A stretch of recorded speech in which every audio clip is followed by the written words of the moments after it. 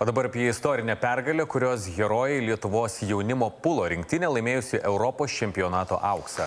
Rekordinį medalių skaičių asmeninėse rungtyse per 2 savaičių maratoną iškovoję sportininkai džiaugiasi Lietuvą parvežtomis pergalėmis, džiaugiamės kartu su jais.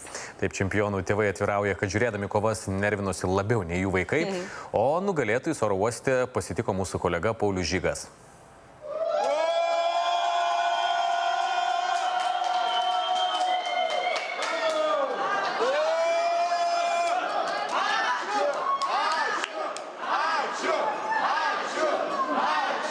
Triukšmingai su ąžuolo lapų vainikais ir trispalvėmis oro uoste pasitinkami iš Slovėnijos sugrįžę čempionai. Lietuvos jaunimo pulo rinktinė ne tik stipriausia Europoje. 4 lietuviai asmeninėse rungtynėse iškovojo ne tik 4 aukso, bet ir sidabro bei bronzos medalius. Tai labai gerai jaučiamės, parvežę tokias pergalės Lietuvai.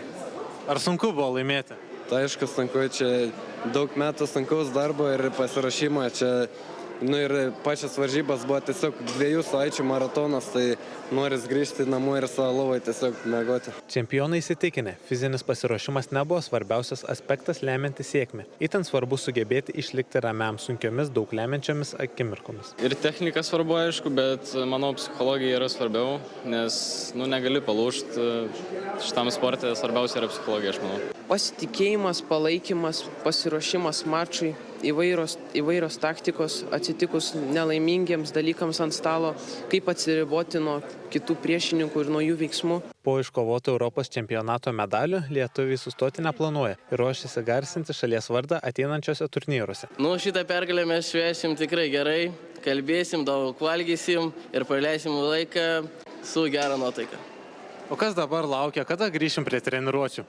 Aš galvoju grįžti po treniruočių po 3 dienų, kad biškį nors atsileisint, todėl kad taip pat po savaitės mes turėsim kvalifikaciją į Australiją, turnyrą Champions of Champions, ir kurį vežios vienas iš lietuvių ir tikriausiai laimės jį. Didžiausia sportininkų palaikymo komanda yra tėvai. Jiems šios varžybos ne ką mažiau reikšmingos nei patiems sportininkams, o ir kainavo nemažai nervų. Tai yra labai daug. Iš tikrųjų, kaip mama, tai aš galbūt labiau troškau to jo svajonės išsipildymo, negu jisai pats.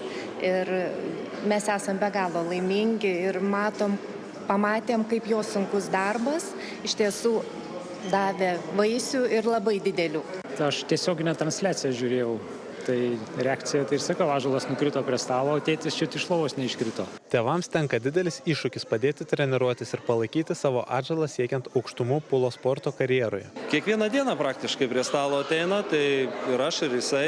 Tai aš tai kiek mažiau, bet jisai tai praktiškai kiekvieną dieną po 3-4 valandas mažiausiai. Europos čempionato auksas didelis laimėjimas ne tik jaunimo rinktiniai, bet ir visai Lietuvos pulo federacijai. Tikimasi, kad medaliai įkvėps noro žaisti ir kitus. Aš manau, net nebijoju to. Tikrai mes tenksimės tą padaryti, irgi pareklamuoti ir kviesti tėvelius, tiesiog pabandyti pažaisti šitą sporto šaką, visus vaikus ir taip toliau, kadangi tikrai galima išmokti labai daug dalykų ir koncentracijos, ir strateginio mąstymo, komandinio žaidimo, kai matom, kai mūsų komanda šitaip gerai visa susicementavo ir parodė charakterį, net ir būdami gal už kai kuriuos priešininkus silpnesni, sugebėjo nugalėti. Istorinį laimėjimą pasiekusi Lietuvos rinktinė antroje vietoje paliko švedus, 3 vokiečius.